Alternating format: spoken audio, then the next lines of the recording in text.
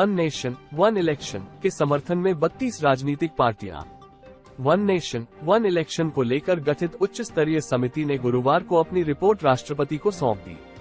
पूर्व राष्ट्रपति रामनाथ कोविंद की अध्यक्षता वाली समिति ने 62 राजनीतिक पार्टियों से संपर्क किया, जिनमें से 47 पार्टियों ने अपनी प्रतिक्रिया दी। रिपोर्ट के अनुसार 32 राजनीतिक पार्टियां एक साथ चुनाव कराने के पक्ष में हैं, वहीं 15 पार्टियां इसका विरोध कर रही हैं। ट्रेन के पहियों का निर्यातक बनने के लिए हम तैयार, रेल मंत्री अश्विनी वैष्णव का बड़ा बयान।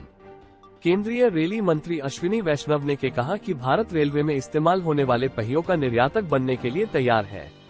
सेमीकंडक्टर निर्माता क्वालकॉम के चेन्नई डिजाइन सेंटर के उद्घाटन समारोह के दौरान उन्होंने कहा कि तमिलनाडु में एक फैक्ट्री लगने के साथ ही निर्माण गतिविधियां शुरू हो गई हैं।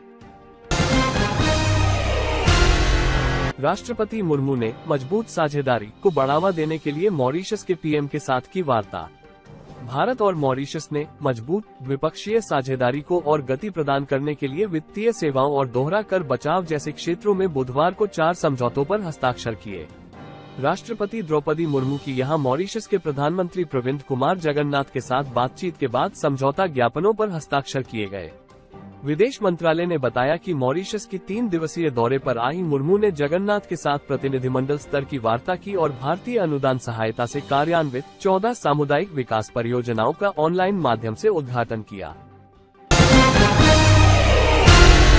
श्री राम मंदिर ट्रस्ट ने श्रद्धालुओं के लिए जारी किया अलर्ट, कहा रामलला के दर्शन के लिए कोई वीआईपी पास की व्यवस्था नहीं।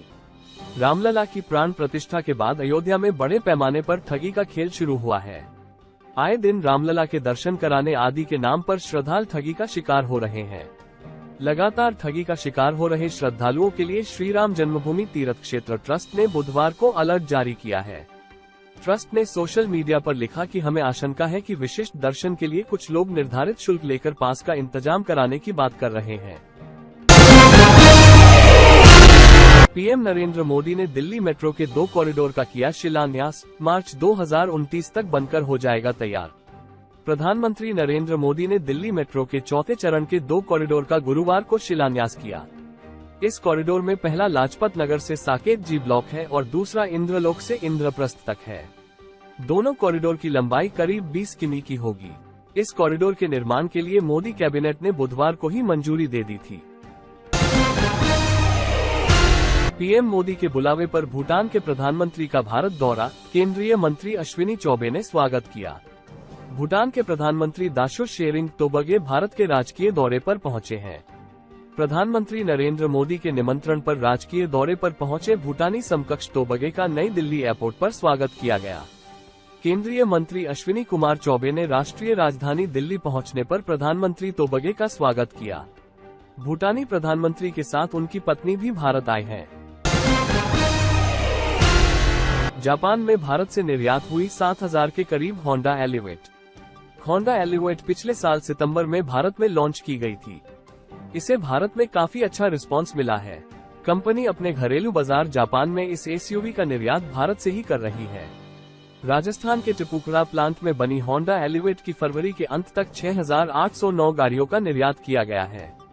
जापान में ये गाड़ी WRV नाम से लॉन्च की गई है और इसकी बिक्री 22 मार्च से शुरू होगी।